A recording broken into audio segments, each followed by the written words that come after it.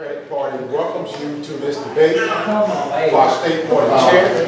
Before we begin, and our moderator that I'm about to introduce will give us the ground rules for this evening, but I want to introduce our timekeeper, Ms. Devin Denton. I want the candidates to be aware that she will have a 1 minute signal and also a 10-second signal.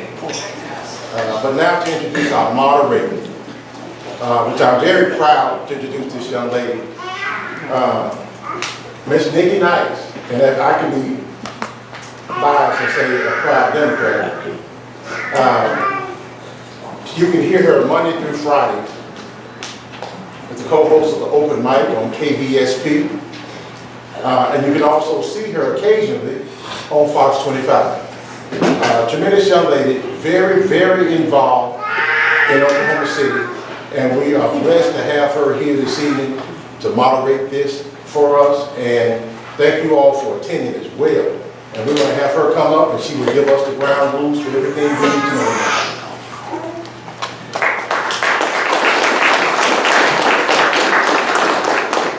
Good evening, everyone. Good evening. I hear that other room was just terribly warm, but I'm going to tell you one thing, these lights right here are awfully warm as well, so hopefully we'll be able to get in and out with our questions, but it is my pleasure to be a part of the forum for tonight for our chair for the Oklahoma Democratic Party, and I have been involved with the Democratic Party for some time, so it is my pleasure to moderate this forum today. I have spoken with the candidates for the order. In the order, they pick numbers. So here is the order for our candidates as far as our opening statements, and we'll go from there. First, we have Mr. Mark Henricksen. Second, Anna Langthorn. Third, Sarah Baker. And fourth, Mike Workman. So that will be the order in which they will respond, and throughout the forum, we'll skip around as far as the order is concerned, but for opening statements, that's where we'll start. With that being said, I want to give you the time and how this will work.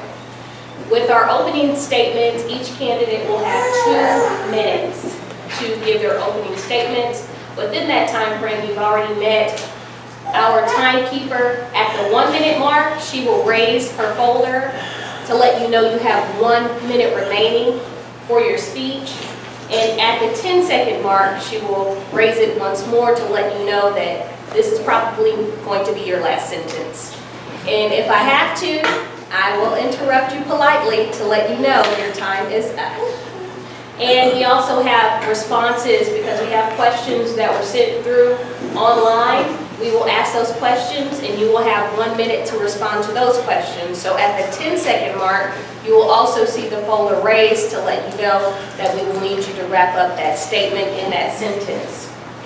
When we close for the forum, they will also have 2 minutes for their closing statement, and we will determine the order from throughout how this forum goes as far as our speakers are concerned for tonight.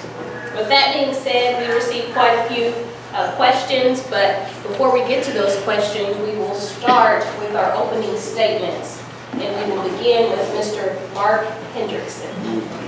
Thank you. I appreciate you Democrats being here this evening. This has been the most competitive chair's race that I've witnessed in several decades of being involved in the Democratic Party. I anticipate the questions will give all of us a chance to flesh out our views on specific issues, so I want to spend my short time introducing myself. I grew up in small town Oklahoma. I've lived here my whole life. Each of my parents was a union worker. I was their only child, and as a result of their having good union jobs and some scholarships and summer jobs, I was able to be educated at the University of Oklahoma, both for college and law school, and started practicing law at a relatively young age. For the first several years of my life, I just pursued making money. I wasted a lot of my life as an oil and gas lawyer, and somewhere along the line I had an epiphany and I quit doing that. And for the last 20 plus years, I have devoted myself to representing people in lawsuits against corporations and representing citizens in disputes with the government. And I have found the second half of my career to be far more enriching than the first half. I have been very much involved in civil rights activities in Oklahoma. I spent over 20 years on the Oklahoma American Civil Liberties Union Board. I served as president, and for 9 months while practicing law, I served as the full-time executive director of the ACLU. I was one of the founders of the civil rights group Freedom Oklahoma, and in either its name as Cimarron Alliance or later as Freedom Oklahoma, I served 4 terms as chair. I have found that kind of work far more enriching and meaningful than the first half of my career when I represented fossil fuel and wasted my life selling myself out to banks and corporations. It's nice to meet you.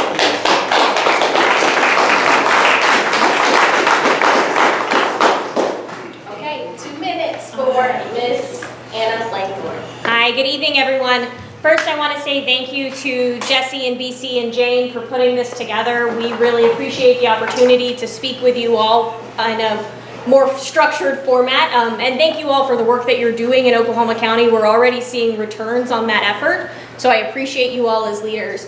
My name is Anna Langthorn. I'm a candidate for chair of the Oklahoma Democratic Party. I'm also a campaign professional and community organizer.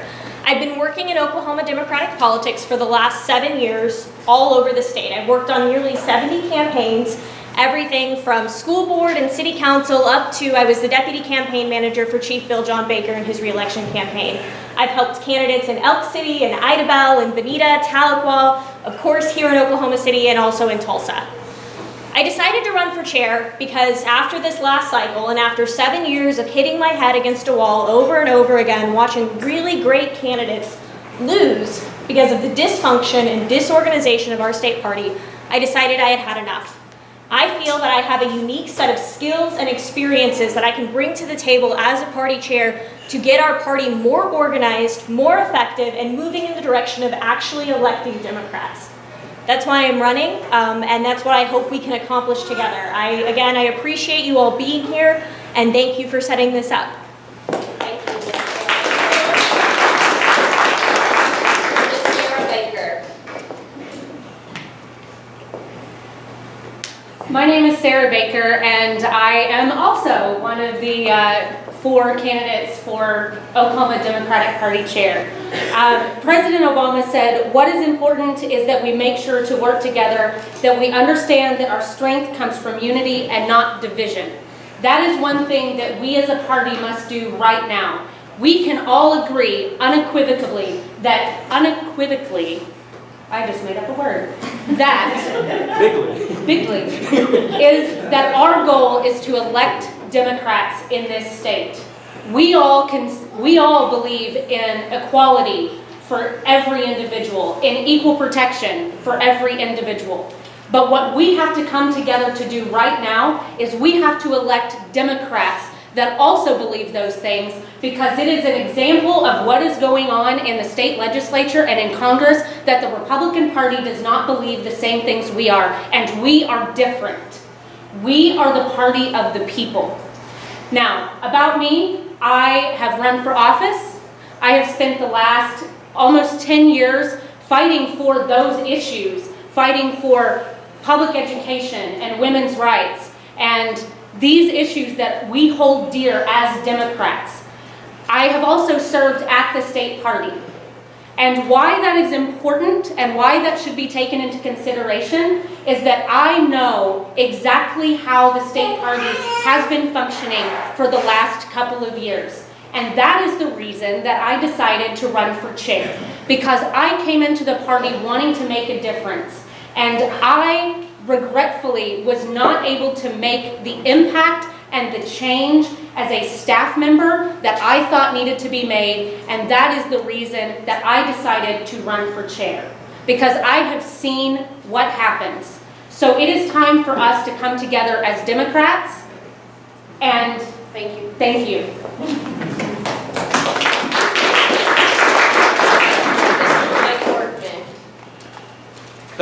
Democrats. That's my teacher voice. Mike Workman of Tulsa, longtime Democratic activist, former teacher.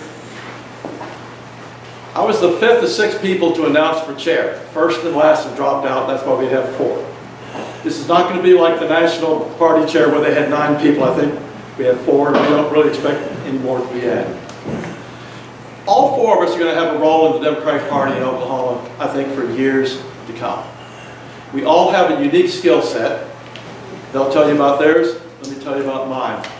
First, one of the unique things is my better half's watching on camera right now, and so that's why I have to wear a coat and tie. And we're proudly the only grandparent. I'm the only grandparent running, and my great-grandson and great-granddaughter are down in Shawnee. And when you're a great-grandparent, you're required to mention that. All of us have been involved in campaigns in the Democratic Party. I started out back the last year of the 1950s. Yes, I'm that old. My dad ran for office. I got involved in campaigns early. 2 of the 4 of us have a lot of backgrounds in what I call allied organizations. They'll tell you about theirs. Mine were in the social wing of the Methodist Church as a classroom teacher from the building all the way to the national level. Peace and Justice Coalitions, Move On, local and state, Howard Dean's Democracy for America, Tulsa and statewide, Barack Obama's Organizing for America, local and statewide, Change Organizing for Action. In addition, the last couple of months I've been involved at the statewide level with Indivisible Oklahoma.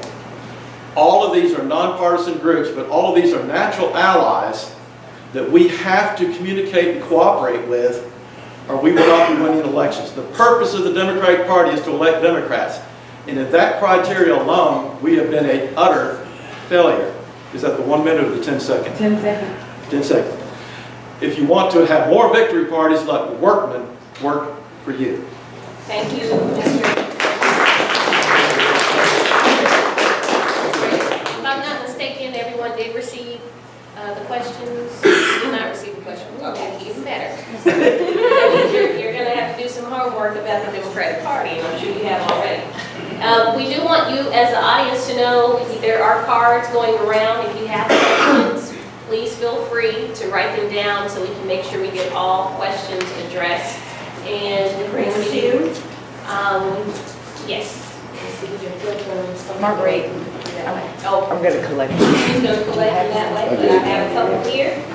With that being said, we're going to start our questions that we received online. So I will be mixing some of the audience questions in with some of the online questions that we did receive.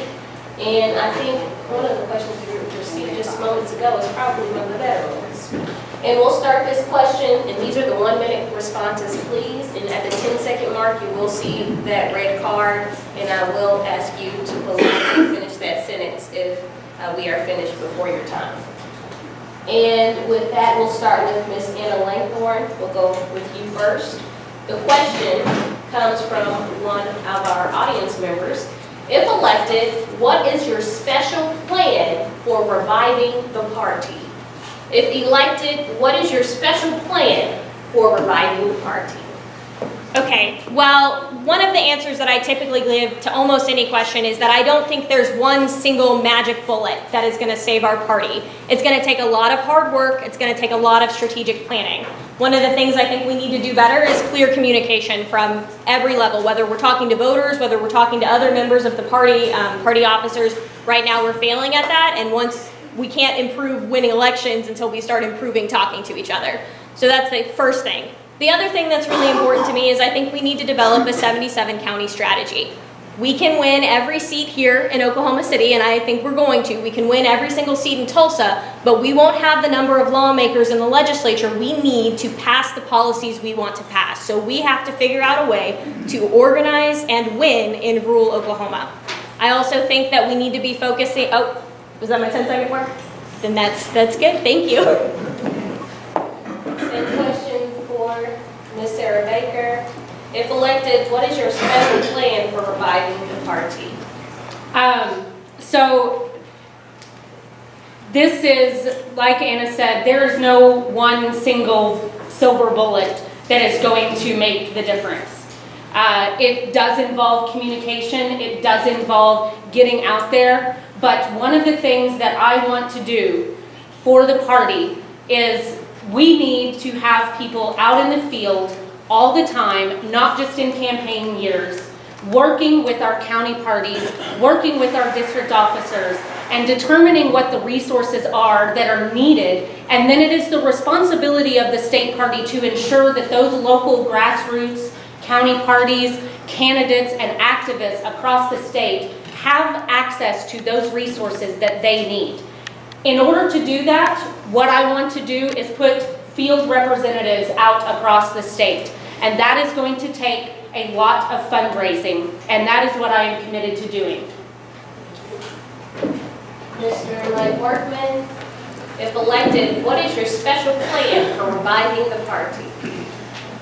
To draw on the experiences I have that are wider, deeper, and longer, both in campaigns, in the party, as a former staff member of the state party.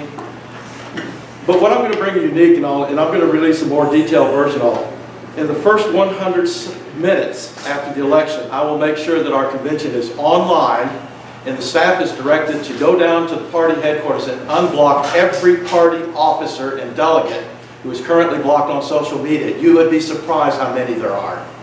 In the first 100 hours, we're going to have to get the headquarters up and going and have a press conference. No matter who is elected, under new management sign will be at the state party headquarters. In the first 100 days, we're going to have to infill. We're going to have to find the counties where there's no party officers and where they don't have all three. If they can't do it in the first 100 days, the state party is going to have those filled. Thank you, Mr. Workman. In the last 100 weeks, we'll have a general election, win more elections, and then get ready for the convention. Mr. Henricksen, if elected, what is your special plan for reviving the party? I agree that the only way we're going to make a difference is by having a 77 county strategy. And the only thing that is going to invigorate Democrats is if we as a party agree and embrace an unapologetic economic populist message. And if we go to the voters and we say we are distinguishable from the Republicans because we want to address income inequality, we want to address tax unfairness. We can talk all day about people in the field and returning phone calls, and those things are important. Who's not for it? But what we really need to do is invigorate the Democrats by indicating that we as the Democratic Party stand for something and it's distinguishable from the Republicans. We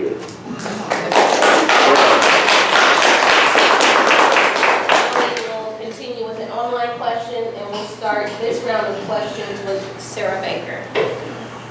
The state party has struggled with fundraising for itself in the past. How will you address that? And what makes you the most capable choice for fundraising for our party?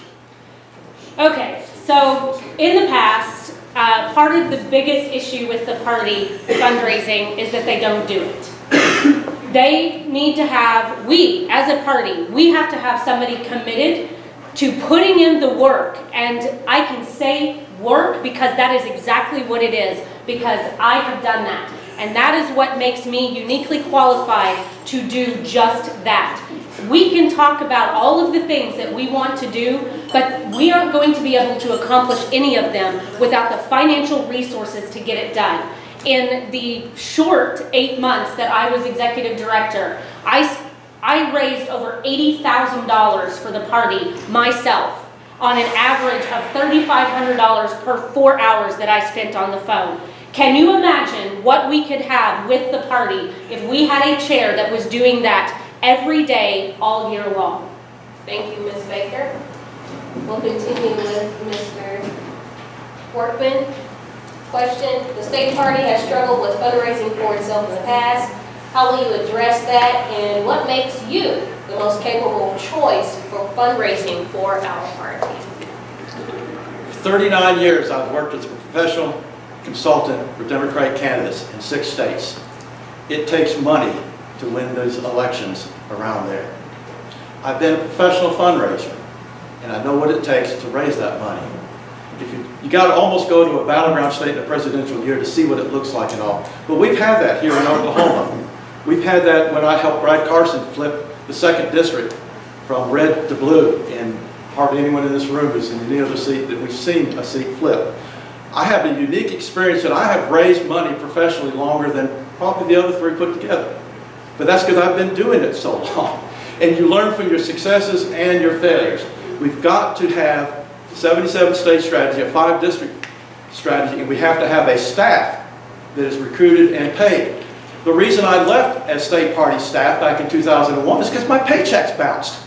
That shows you what happens when the state party doesn't do its job. Thank you. For Mr. Henricksen, same question. The state party has struggled with fundraising for itself in the past. How will you address that, and what makes you the most capable choice for fundraising for our party? It's virtually impossible to outline a detailed plan for fundraising in 60 seconds. Let me talk about my background. I have been raising money for progressive activist causes for decades, and I've been doing it successfully. I was the chief fundraiser for Freedom Oklahoma until I left office last December. Just for example, I mean, my record speaks for itself. In 2014, I took on the fundraising job for a candidate in Oklahoma County, Paula Sophia. One night in May of 2014 at my home, we raised over $40,000 for her candidacy. Last year, while I was engaged in raising money during the election cycle for Freedom Oklahoma, Representative Walke asked me to do a fundraiser. I hosted one, and I said I can only put a weekend in it. We raised $11,000. I have walked the walk. I can raise money. I'm a graduate of the ACLU fundraising faculty. I know what it's like to ask people for money. I'm not afraid to do that.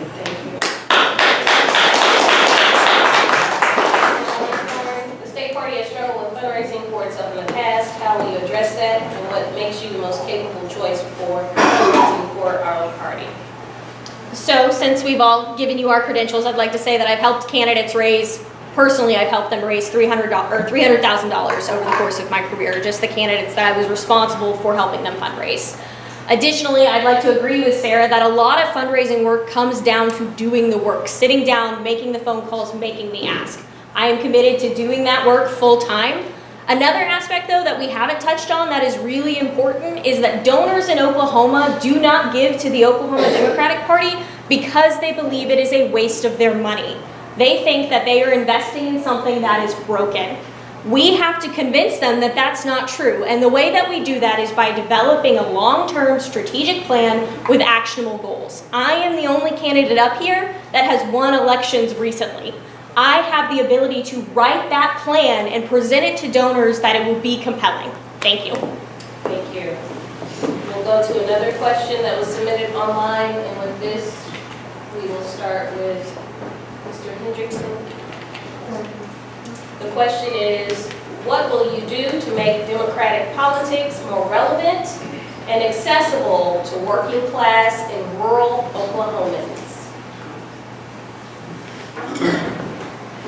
I've been to over 30 counties since January, and most of them by definition are rural counties. I've been giving the same message to rural Democrats that I've been delivering here in Oklahoma City, and that is that we have fundamental unfairness in Oklahoma. The government's crumbling, and while it was crumbling under historic Republican misgovernance, our party lost seats in the legislature. Why is that? It's because in that cycle, we were not saying we need to have tax fairness, we need to make the rich people and the corporations contribute to making Oklahoma work.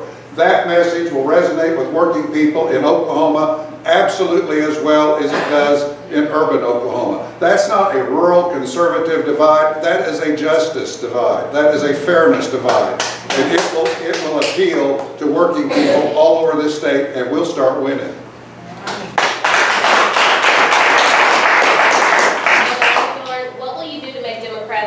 Politics more relevant and accessible to working class and rural Oklahomans? So I think Mark is absolutely right that our message is key in this instance, that we have to cultivate and develop a message that speaks to Oklahoma families all across the state.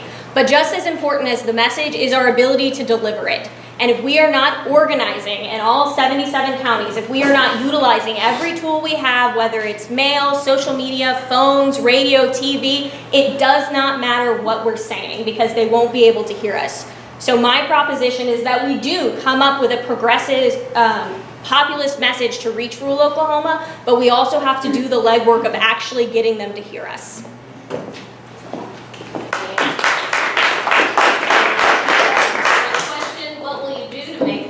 Politics more relevant and accessible to working class and rural Oklahomans? Well, what Mark and Anna have both said are actually very spot on, and I completely agree with. It's hard to disagree or make a point when they're right. Our message has been lacking, and we haven't been getting the message out there. When you go out into rural Oklahoma, you can't ask somebody, what does the Democratic Party stand for, because they don't have an answer for you. So it is about getting the message out there and using every tool at our disposal, every vehicle that we possibly can, and getting boots on the ground and getting people out into the rural areas, out talking to people about what makes us different from the Republican Party in this state. And Mr. Workman, same question. What will you do to make Democratic politics more relevant and accessible to working class and rural Oklahomans? Two parts, working class, rural Oklahoma. Working class exists in every community in all 77 counties. One of the ways we can help address that, get on the ballot and increase by state question to raise the minimum wage. I worked for minimum wage sack and groceries in 1966 for $1.35 an hour. The purchasing power was more than twice then what it is now. So we've got to help the working class people by starting with the minimum wage increase. The legislature's not going to do it anytime soon, so we, the voters, got to get it on the ballot and pass it. Rural is very important. 20 years ago, the way you won a statewide race in Oklahoma is you had to win either Oklahoma City in the area, Tulsa in the area, or 70 counties. The state split into those three pieces. You had to win 2 out of 3, and it didn't matter which 2. 10 years ago, Democrats started winning with a different strategy, a different model, and that's the way we're going to retake these statewide seats and others. Thank you, Mr. Workman. We got to run the 70 rural counties, and I've spent... Thank you, Mr. Workman. I'll finish that later. I thought we could finish our sentence. Well, our next question. Of the duties listed in the Democratic Party, state constitution and bylaws, which duty do you consider to be your strength and which is your weakness? And that question we will start with Ms. Langthorn. I'll repeat the question. Of the duties listed in the Democratic Party state constitution and bylaws, which duty do you consider to be your strength and which is your weakness? So I'm going to apologize up front that I have not read the Constitution and bylaws recently in enough detail to have those duties memorized. I would say that my perception of the duties of the state party chair is that we be a face of the party, that we be the chief fundraiser for the party, and the chief manager within the office, either delegating to an executive director or managing the staff ourselves.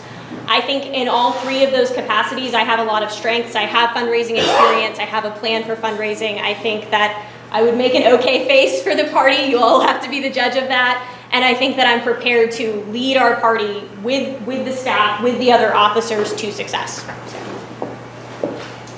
Ms. Baker, same question. Of the duties listed in the Democratic Party state constitution and bylaws, which duty do you consider to be your strength and which is your weakness?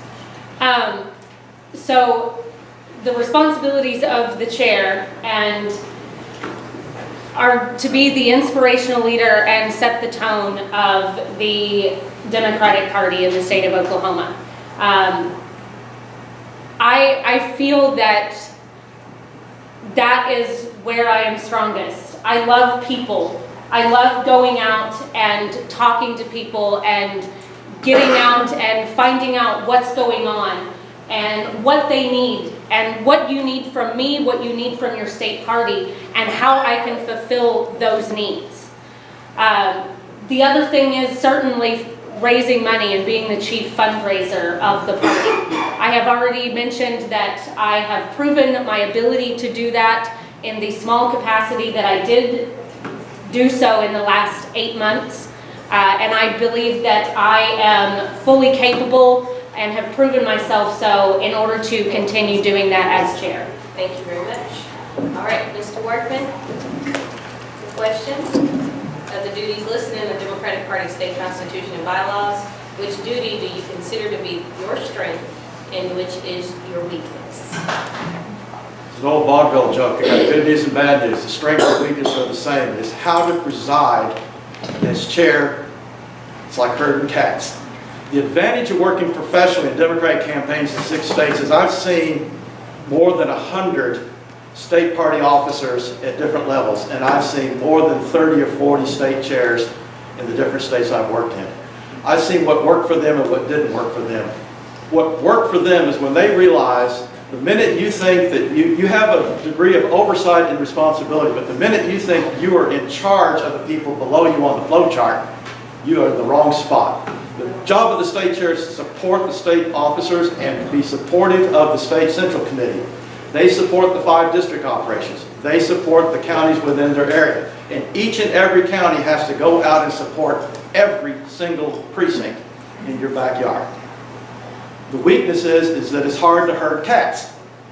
The old school teacher in me wants to tell people what to do and expect them to do it, but that doesn't work. And my distant relative Will Rogers summed it up. We belong to no organized political party. We're Democrats. And lastly, of the duties listed in the Democratic Party state constitution and bylaws, which duty do you consider to be your strength and which is your weakness, Mr. Workman? I perhaps should follow my competitors and not list my weaknesses, but I think that the chair is supposed to be in charge of running the meetings, of which there are many. I think parliamentary procedure is extremely important and we need to do it. It is not my strength, and I promise you we will have a parliamentarian who knows all of those rules and gives me advice, and I'll be called upon for judgment in the case that it matters.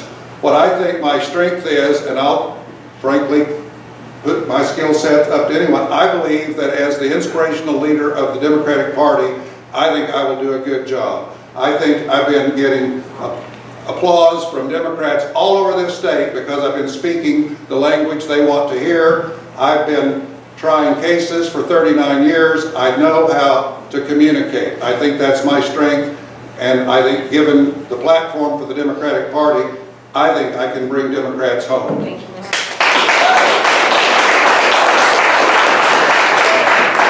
We have a question from the audience, and this question will start with Ms. Baker.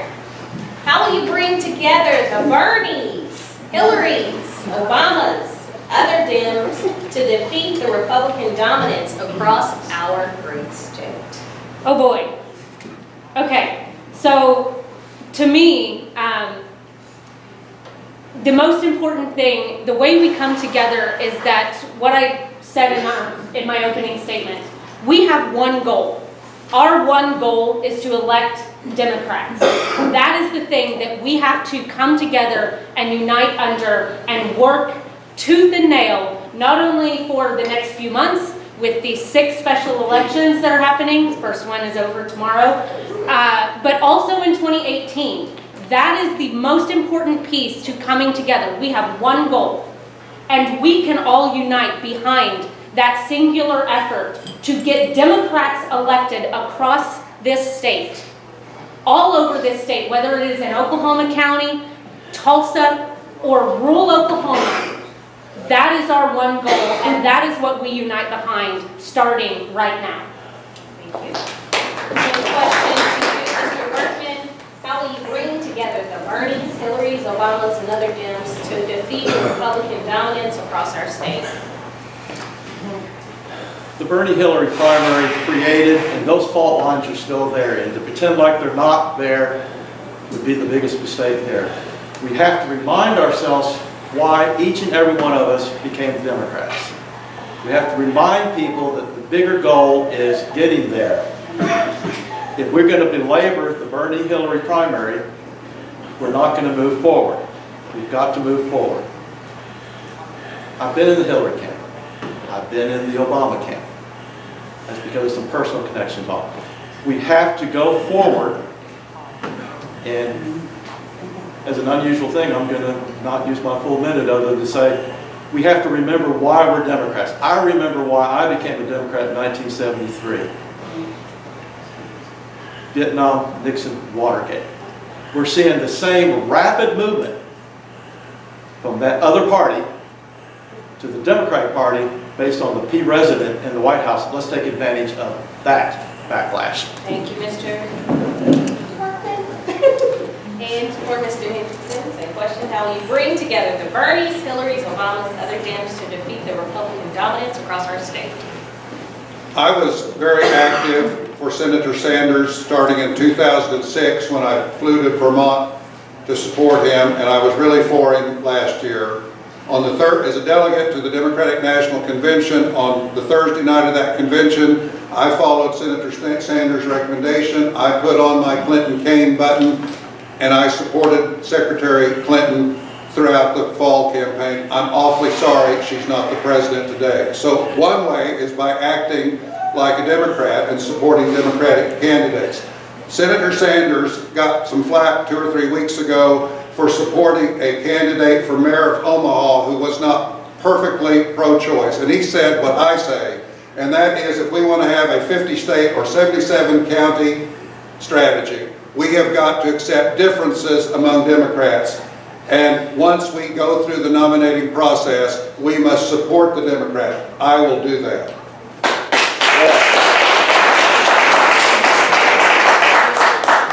So I'm really excited to answer this question because it's something I've been giving a lot of thought to recently. And one of the conclusions that I have come to is that we use the word unity, or we push the word unity, when we don't want to do the work to earn the trust that we have lost. The rift in the Oklahoma Democratic Party existed long before Bernie Sanders decided to run for president, and it will probably exist in the future. I am committed, should I be elected, to building a relationship with every single county officer, with every single congressional district officer, with every single activist in the party. Because what I think we're failing to do right now is listen to each other honestly and openly and actually hear each other's concerns. I think that that starts at the top level, that we put ourselves into these groups and we become divided and we say, I'm not going to listen to that person because they're on the other side of this issue from me. I think that's why we're losing, and it's something I'm committed to working against.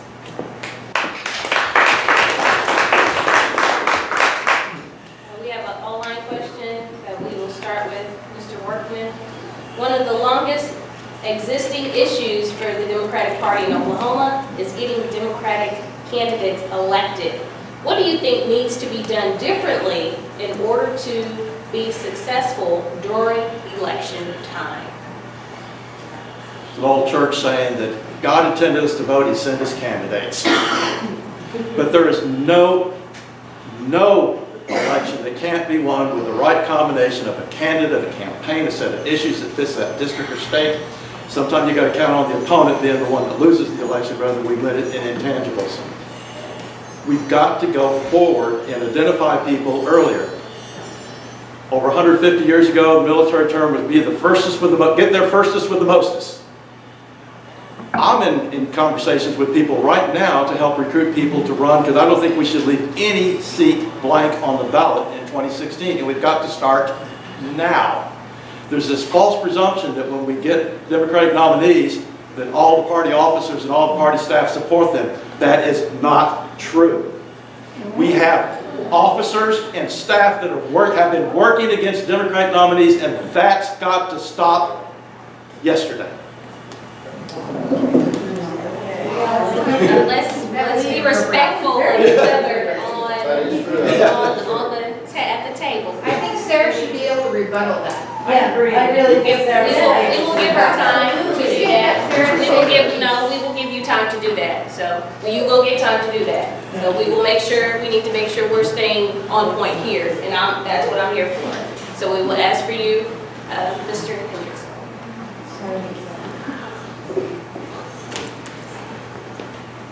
Would you restate the question?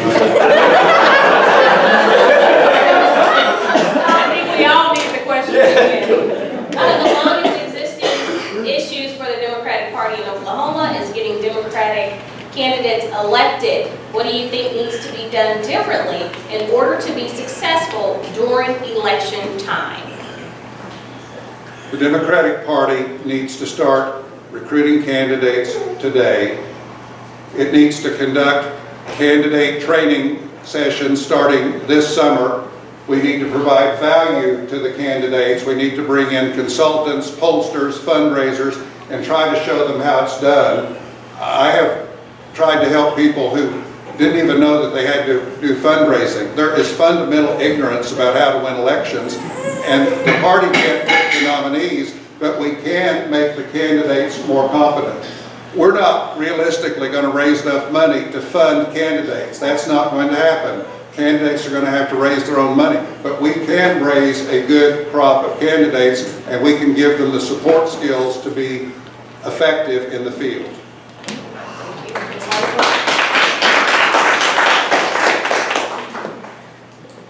So electing Democrats is why I'm running. It's what I do for a living, and it's what I think the state party should be doing.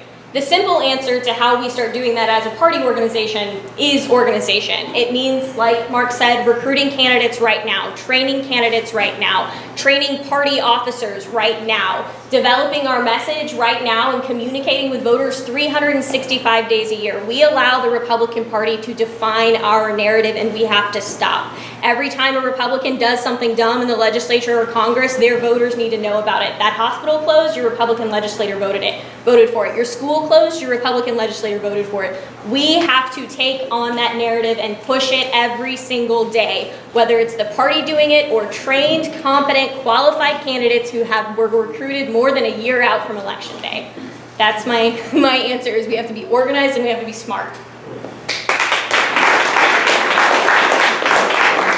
Do you need an extra 15 seconds to respond? No. Please, 1 minute. So having been a candidate myself, I feel uniquely qualified to answer this question. As a candidate, when I ran in 2014, the only help that I got from the party was when I called and asked. I was given the help that I asked for, but first of all, I didn't know what to ask for. Nobody recruited me. I came up and decided to do it on my own, but there was no help. And I'm not talking about money. I didn't go to the party and ask them for money. There was no resources. There was no training. There was nothing. I didn't know what to do. That is where we start. Not just recruiting candidates, not just recruiting candidates for 2018, but recruiting candidates for 2020. Recruiting candidates for 2020 is an important part of what we do in the next 2 years. The other thing that we have to be doing is working at the local level, because if we aren't engaging at the local level, we aren't going to get voters to turn out. And if we don't get voters to turn out, we're never going to get a Democrat elected. Thank you.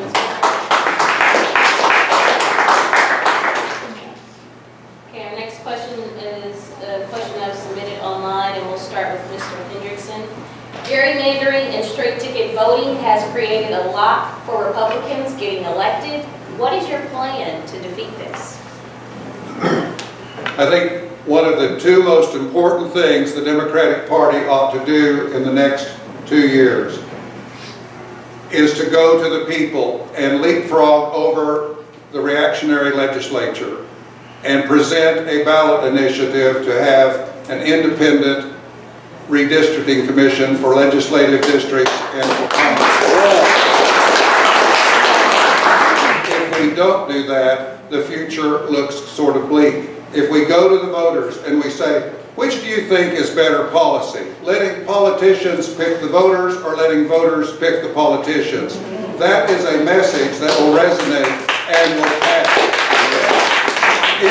We don't do it because it's easy. We do it because it is an existential requirement for the Democratic Party. Hoorah.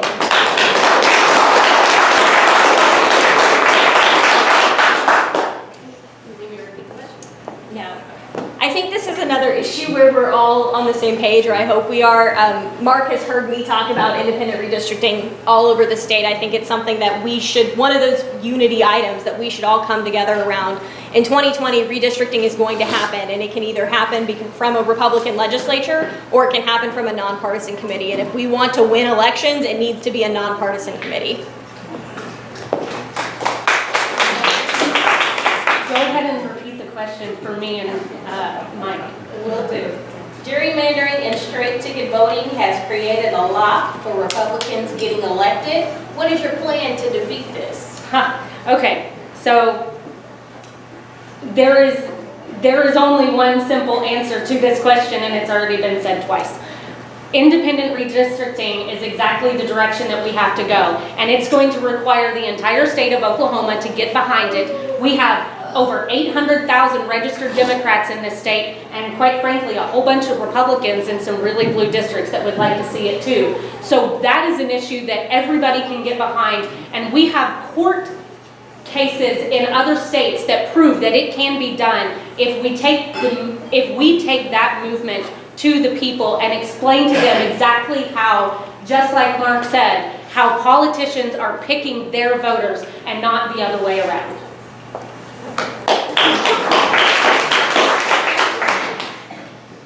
Eldridge Gary of Massachusetts never knew he was going to be a nominee.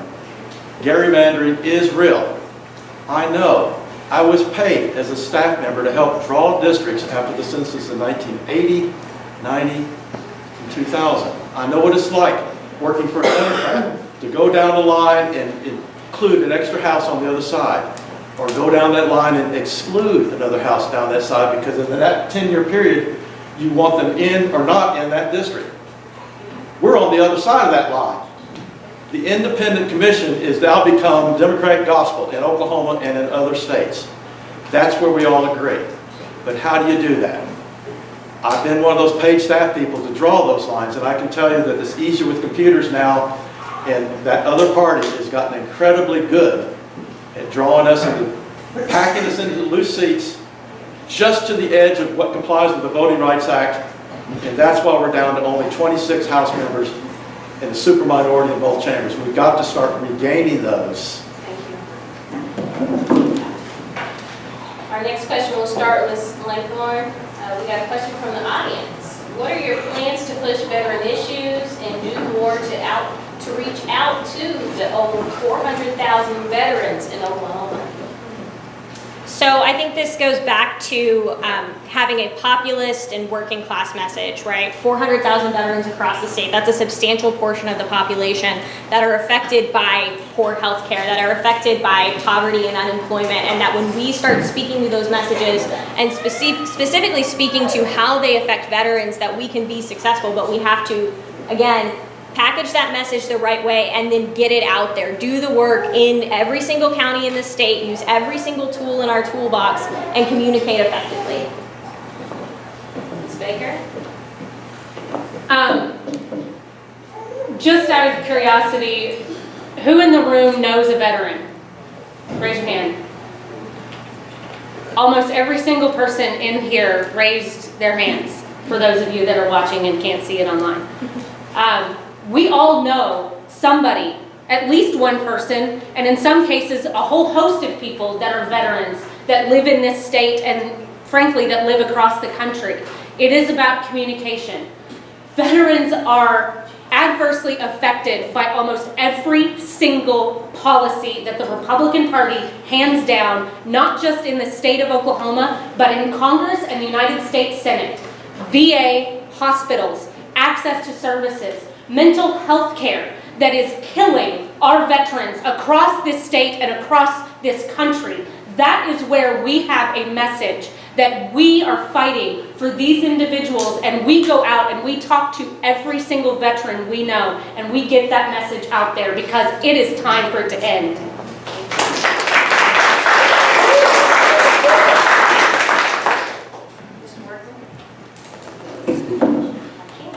What are your plans to push veteran issues and more to reach out to the over 400,000 veterans in Oklahoma? We have a segment within the Oklahoma Democratic Party the Oklahoma Democratic Veterans, a group that I'm a member of, even though I'm not a veteran. But we have to show them support. We have to help them become stronger, because that's the optic we want. We want people in the military regalia to stand up and say, I'm a Democrat, here's how I feel about this issue. That's how we move the veterans issue forward.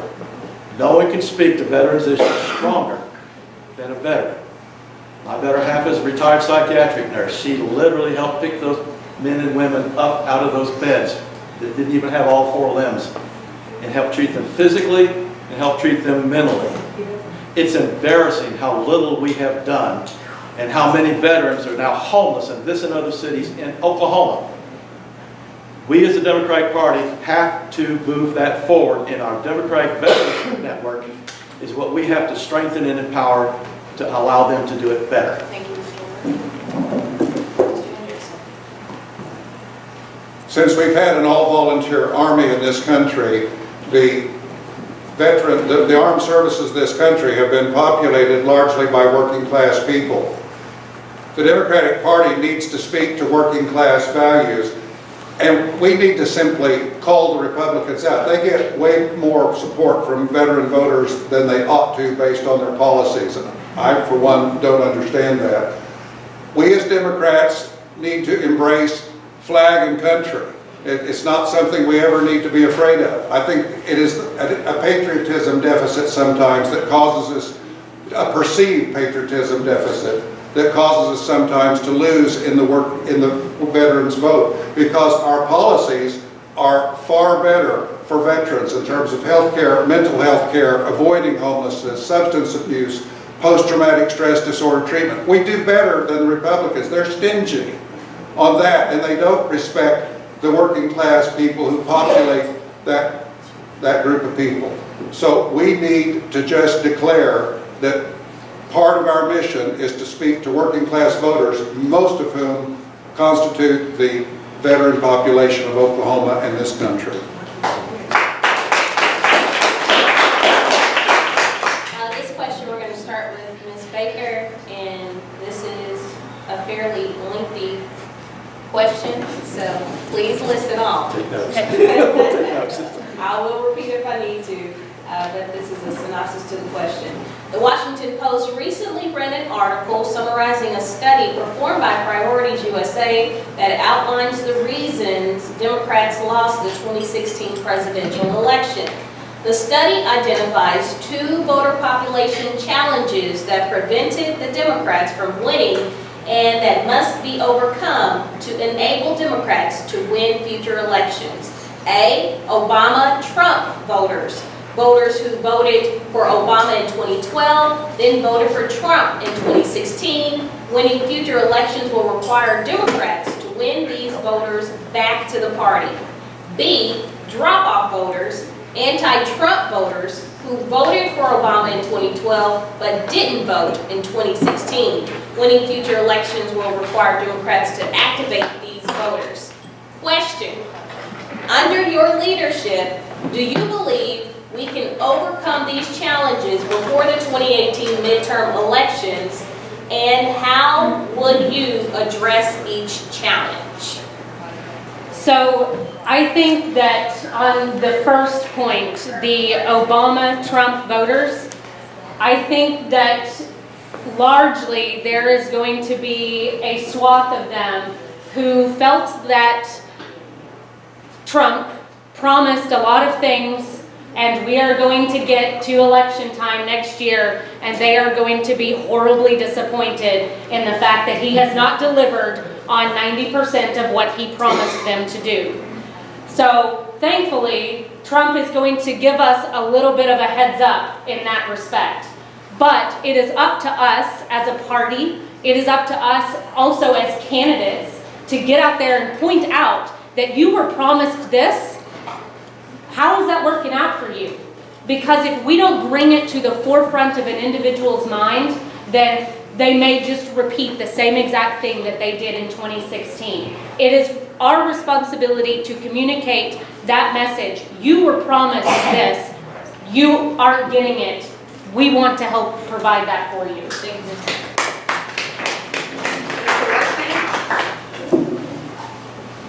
two parts.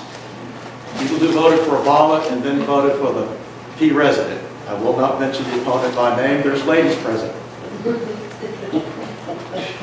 I know what Obama did. State headquarters in Oklahoma for Obama in the first election was up in Tulsa. We have not won a county in Oklahoma since Al Gore. No, I'm sorry, since Clinton won counties, but we have lost every county for a long, long time.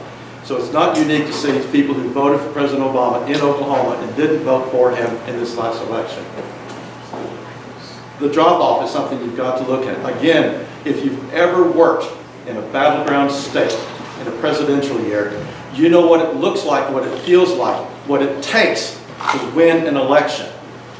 I've only seen that in 3 pieces in Oklahoma in 18 years I've been working. And that was in Carson, in the county I managed in 2000, when Walters ran for U.S. Senate and did cooperative with the other candidates, and when Carson ran 2 years later and did cooperative. We have not had a unified campaign, and that's why we are 0 for everything.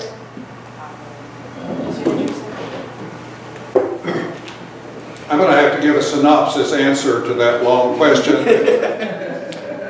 From FDR through Ronald Reagan, there was a promise with working class people that if you work hard and play by the rules, that you'll be able to make a living enough to support your family, and you'll have decent education from your children. After the Reagan Revolution, that covenant was breached with working class people.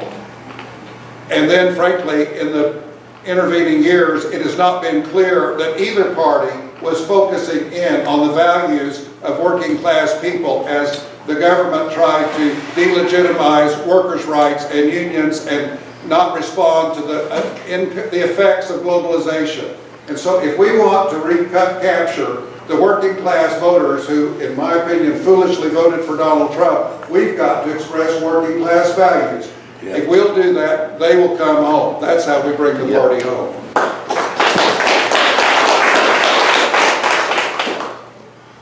All right. So this is a really interesting topic, and there's a couple of different aspects to it.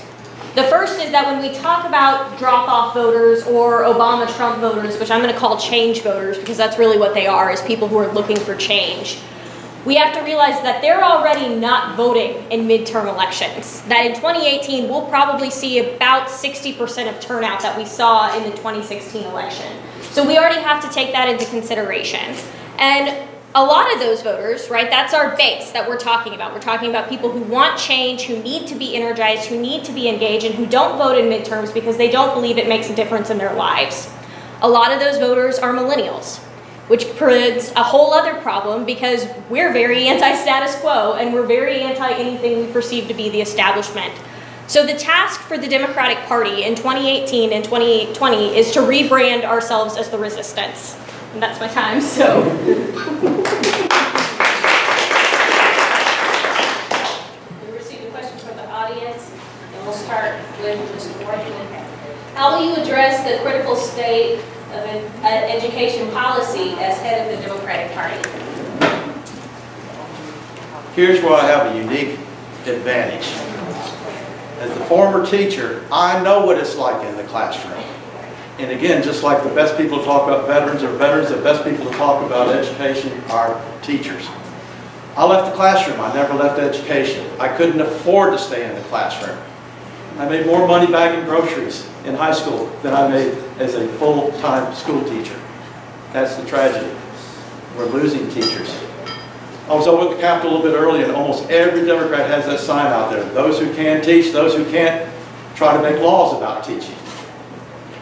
If you've been in the classroom as a substitute teacher, if you've been down in the lunchroom, any form of education, you know what needs to be done. I'm watching people leave the classroom in every district in Oklahoma, and it hurts me. My granddaughter didn't get a good education in public schools in Tulsa.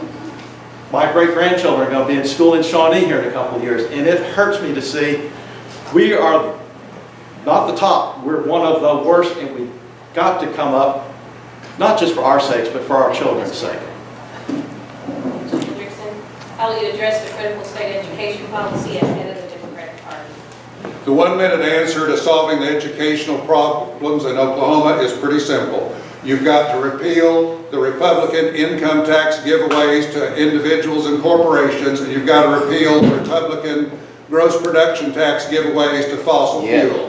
The reason that we can't fund core services is because we don't have the revenue. The reason we don't have the revenue is because Harold Hamm and Larry Nichols and some other plutocrats told their little buddies at the Republican legislature, lower our tax burden, but continue letting us have the services. If you want to fix education, make the rich people in this state pay their fair share and restore revenue.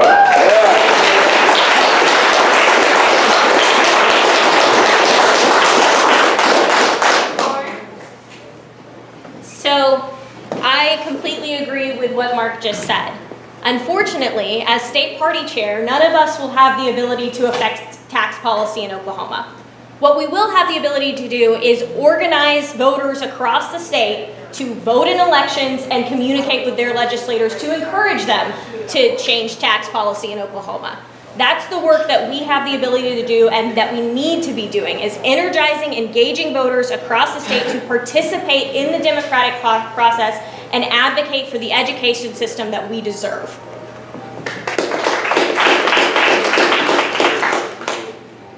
So what Anna said is spot on. As state party chair, I don't have the ability to go to the Capitol and vote on laws to change the public education policy in the state of Oklahoma. But I have been an advocate for public education for 4 years and walked those halls every single day for almost 4 years, every legislative session those years. So I know what it is like fighting for public education in this state. How we do that, the answer, the 1-minute answer to how we do that is we elect Democrats. That is what we do, because the Democratic Party is the only party right now that has a plan for a budget policy that actually can help us fund education in this state. So as party chair and party leadership, that is how we change public education policy in Oklahoma. We elect Democrats to go up there and fight for those issues and pass policy that will do exactly that.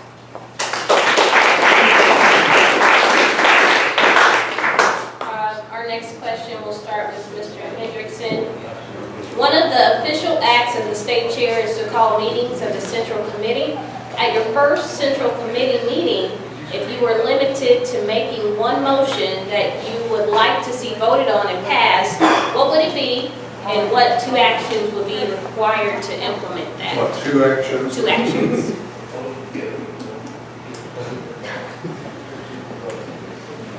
I think this is as good a time to talk about it. If I'm chair, I'm going to be a volunteer, so my first task will be to recruit and employ a very competent, qualified executive director who will be able to assist in carrying out the mission of that. And so my first job in the Central Committee will be to introduce the process by which we complete that selection. It'll be extremely important to have a qualified, competent man or woman in that position. And so that will be the first thing that I will have to do. I'm going to be raising money. I'm going to be a spokesperson for the party. I'm going to be trying to motivate enthusiasm among Democrats. But we're going to need to have a full-time person there doing the nuts and bolts mechanics, much of which we've discussed today. So my very first job as state chair will be to find the very best person we can have to be a full-time paid executive director.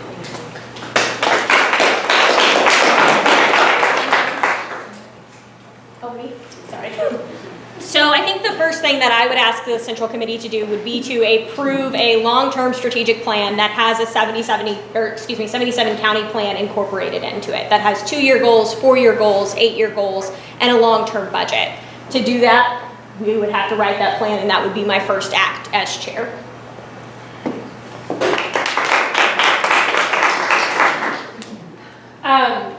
So back in November, I began working on a strategic plan. Part of that work, though, is going to require that we bring people to the table, people of different opinions, different views, different backgrounds, and different experiences. So one of the first things that I want to do is bring the Central Committee together and work on how we establish a strategic planning committee. That is not just where we are going to go in the next 2 years, but the next 5 years and the next 10 years. Regardless of who is chair, we need a long-term plan, like Anna said, of a direction that we are going. Because this shooting it from the hip willy-nilly every couple of years sure isn't working for us because we keep losing seats. So whoever is chair come 2019 and 2021, we have to have a plan, a pathway of where we are going as a party. So that is my first act as chair as well. The question was first motion and what are the 2 steps to get there? For the first motion, I would like to introduce all the newly elected Democrats that just won special elections, like the one I'm going to go help tomorrow, and I hope you can too. And we'll have other elections perhaps between now and then that we've got to be in. And anyone who's elected, they'll be introduced. But the motion I would like to see brought forward is what I call the infill. We don't have county parties in all 77 counties. The motion I want to see approved is to fill those vacancies. And we can within the first 100 days after our state convention. What that will take is all 5 sets of district officers are going to have to go out there and find people and get them in place so every county will have 3 officers. The other part of it that we'll take is the scheduling so that we reach out to them better. State Central Committee meetings are going to alternate between the state capitol and the other 4 congressional districts. That's how we reach out to them, and that's how they fill their seats.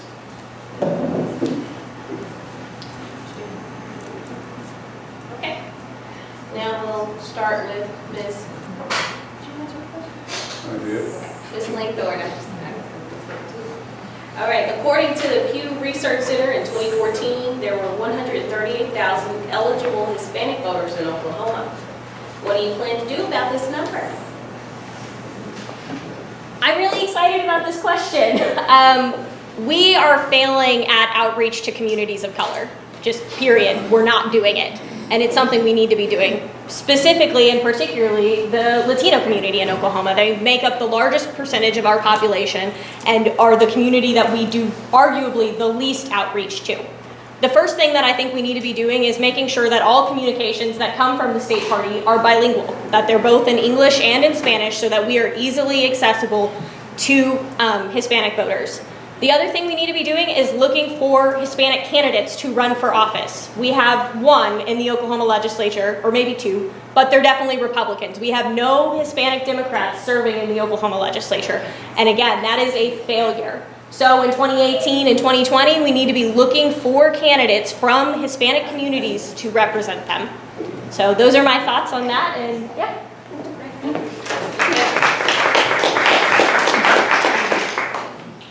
So this is actually a really exciting question for me as well, because this is an area that I care very passionately about. As Anna said, the Hispanic and Latino population is the largest minority population in the state of Oklahoma, even more so than Native Americans, and Oklahoma has the 2nd largest Native American population in the country next to California. So if that gives you any idea of just how great our Hispanic and Latino population is in Oklahoma, and the fact that we are failing to reach out to them. So, how do we do that? I have been working for the last few months with a couple of national level organizations that focus just on Latino and Hispanic outreach, and I have been talking with them about what we can do in Oklahoma, bringing them in to help us not only do outreach to voters, but do training for candidates and finding those candidates that can run that are Hispanic and Latino. And that's a very exciting opportunity for me. And I hope that as chair, I get that opportunity.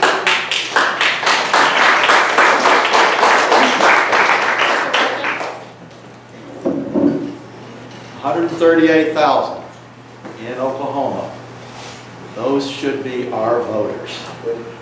20 years ago, I learned where the rubber meets the road about how to engage this population. Because I had two clients, personal friends, Beatriz de la Gaza, the now late Yana Castaneda, elected school board president and school board member in the first Hispanic single member district in the Austin School District. And they told me, Mike, you don't do it for us. We do it. You help us do it.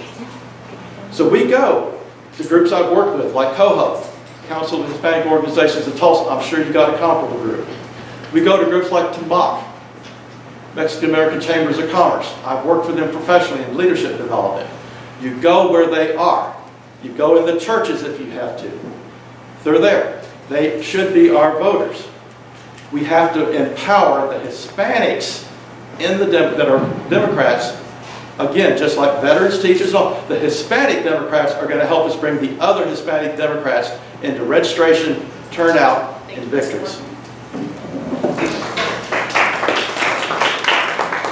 During the nearly 9 months that I served as interim executive director of the ACLU, the biggest legislative challenge we faced during my time there was when the Republicans tried to bring in the Show Us Your Papers bill, a very anti-Latino proposal, a very discriminatory thing. I was able to make personal relationships with the Latino community in Tulsa and in Oklahoma City, and we fought on that very hard and were successful in getting that awful piece of discrimination turned back. Voters of all colors are part of the coalition of the Democratic Party. We have to embrace that. We have to be proud of that. We have to state completely that we are against discrimination in all forms, that people are welcome in this country. And I think that's the strength of the Democratic Party, that we're inclusive rather than exclusive, and we have to continue working. I certainly agree with Anna that every communication from our party should be bilingual. That's simply an expectation in modern America. That's a simple thing that we should do, but we aren't doing it. And I promise you we will add that to our messaging presentation. It's very important.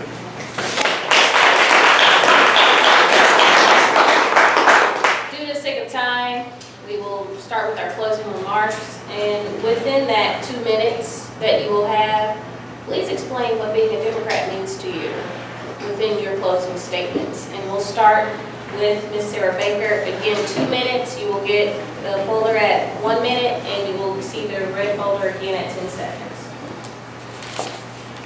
What it means to be a Democrat to me is that I share a value system that encompasses everybody, everybody's beliefs, everybody's way of life, and I'm open-minded to listening and working with anybody regardless of their background or where they are today.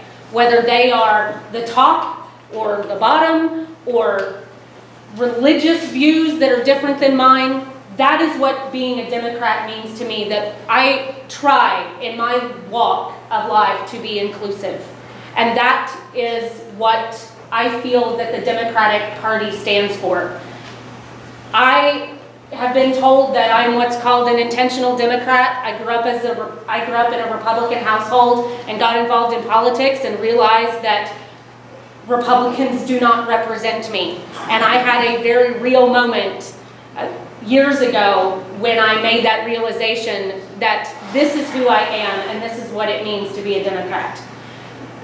One thing that I believe as a party is that if we are fighting for our issues and we are fighting for everybody and we are talking about being progressive and equal and fighting the 1%, why are we talking about limiting ourselves as a party and as a party chair position to individuals that can only do it as a volunteer position, that are wealthy or have the financial resources to only do it on a volunteer basis because they don't need that? We are cutting ourselves short as a party, as a professional organization, if that is the mentality that we are going to continue to take. I ask for your support. I ask for your vote on May 20th. Thank you so much.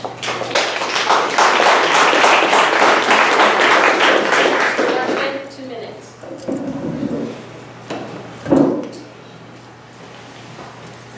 In 1970, 1973, I knew why I became a Democrat. And I had to explain to my dad, Republican oil man, that's redundant, why, as a classroom teacher, I just could not support the National Republican Party platform. I read them both. I didn't agree with either one of them, top to bottom, but I knew I was a Democrat because I read the party platform. And I proceeded to spend a lot of time on platform committees because I think those platform issues are important. I have a lot of experience out there in the field. In 2014, I was a statewide nominee for Labor Commissioner. If you voted straight ticket or for the Democratic nominee for Workman for Labor, thank you for your vote.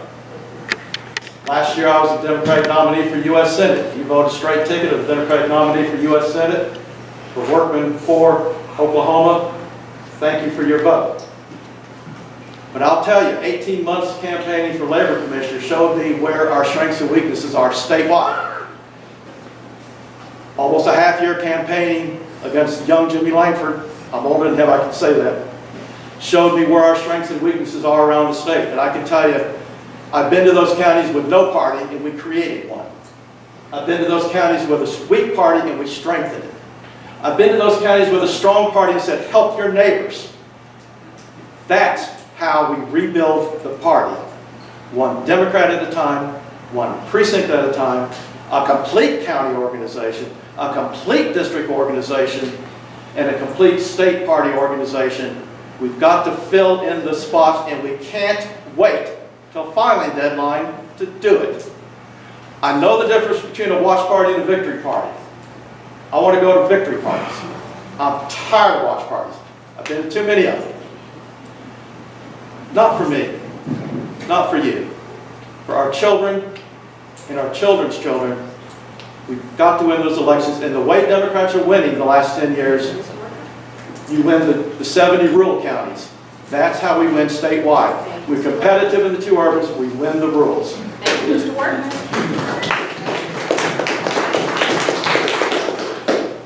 Nobody's fault. I regret that this important issue of a full-time chair didn't get fleshed out more during the questions, and now has been brought up directly in closing statements. So let me respond in the first minute to that. It is magical arithmetic to think that by having a full-time chair that is paid by scarce party resources, that we're not going to have to cut other staff and other programs in order to pay for that. We have to assume during the last 8 months that she was executive director that Ms. Baker was raising all the money she knew how to raise.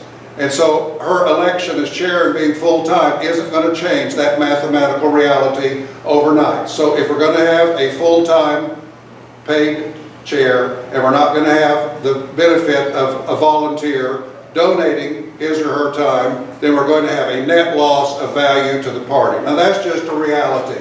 It sounds good to have a full-time paid employee doing that, but the reality is you're going to have a net reduction of value, because if I'm there as a serious volunteer providing work for the Democratic Party, that will be of value. And the only thing we don't know how much the proposed paid chairs are going to get, what their benefit package is going. We don't know that. What we do know is that if I'm the chair, the cost to the party is going to be zero, and the benefit to the party will be to be determined by you, the delegates.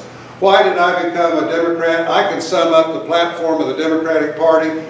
By the time I was 6 years old, the language from the Pledge of Allegiance, with liberty and justice of all. Once you've got that, you've got what it is to be a Democrat. We are the party of inclusion. We support working people. That is what it means to be a Democrat. That's why I've been one all of my life, and I've never deviated from that. And I'm really thankful for you all being here tonight as fellow Democrats.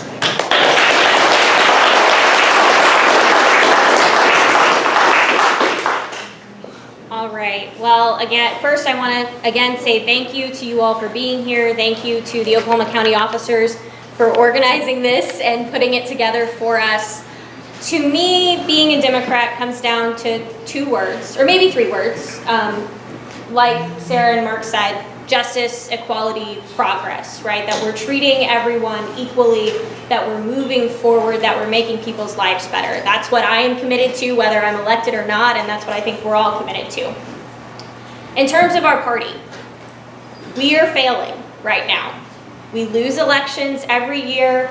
Our party structure has atrophied and is in disarray.